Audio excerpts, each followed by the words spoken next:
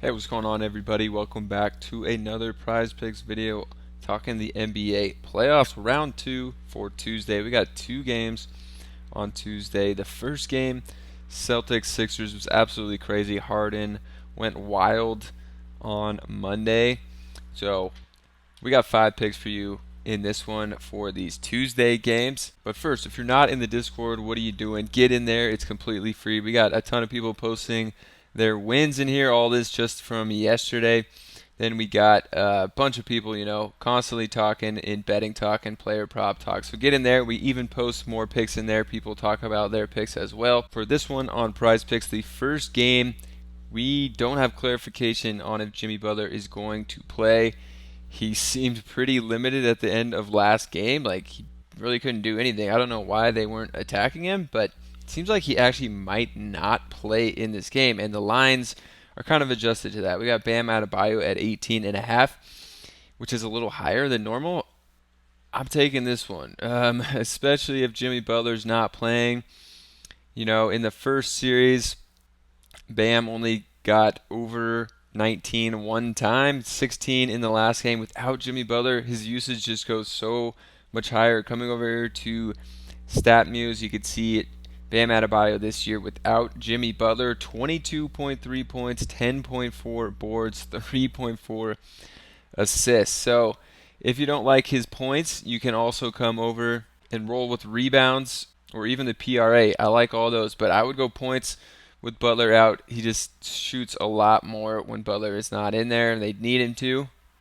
And it seems like he's not going to play. The other one for the Heat, if we just type in Heat, we don't have that many Heat props up. We got Butler, Vincent, Love, Strus, and that's it. So for Gabe Vincent, you would expect him to have higher usage with Jimmy Butler. His props at 13.5. I don't know how good this indication is here in 10 games without Jimmy Butler. This year he only averaged 7 points, but I'm staying away from Gabe Vincent. I'm moving on to the Knicks. I'm looking at Jalen Brunson and not his points. I'm looking at his rebounds. And they said that Brunson is a little banged up as well, so I don't know. He might be, letting other people like RJ Barrett do their thing more on offense in this one, where we expect Julius Randle also not to play. A lot of injury news here, but I think we could go to his rebounds. He just falls into a lot of rebounds, it seems like. Over on 4. Every single game in the last 5, he's gotten at least 4 or more. So, we'll take a push at 4 if it comes to that, but I think he can get 5 or 6 in this one. Then the guy I just mentioned, RJ Barrett, I think it's Barrett time. 21.5 is the prop here. 26 last game, but I think he's going to even put on more of a scoring role in this one without Brunson full strength and without Randle. If we look at Barrett here, he took 20 shots, only shot 1 of 5 from 3. If he gets another 3 to go down, he's looking at a lot of points. So he just needs 22. I like Barrett for this one for the reasons I mentioned. Brunson banged up and Julius Randle out. Moving on to the next game, Warriors-Lakers. Steph Curry just went absolutely crazy last game. His props at 31.5 now. I'm taking that. I'm taking the over on this. Warriors at home. Craziest 6 seed in the second round has home court advantage, but we're seeing 31.5 from Steph.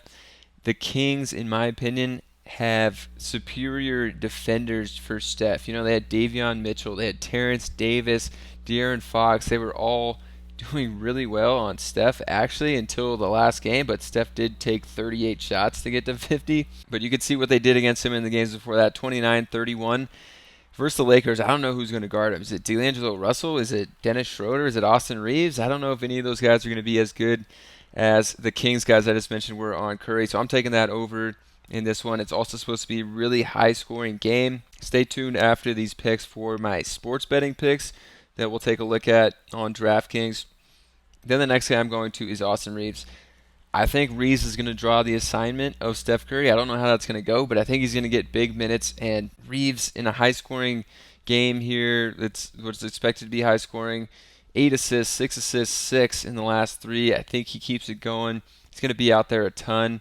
And he's probably maybe guarded by Steph Curry, which is the best matchup, or Jordan Poole when he's out there. So he gets an easier matchup. When he's on offense, I think that Reeves has a big game here. My sports betting picks real quick. The over-under is so small in this Heat Knicks game at 206.5. That implies that the Heat are just going to score 100 points without Jimmy Butler. I would take the over on this one, and the spread's all the way up at 6.5. I think I would go with the Knicks, actually.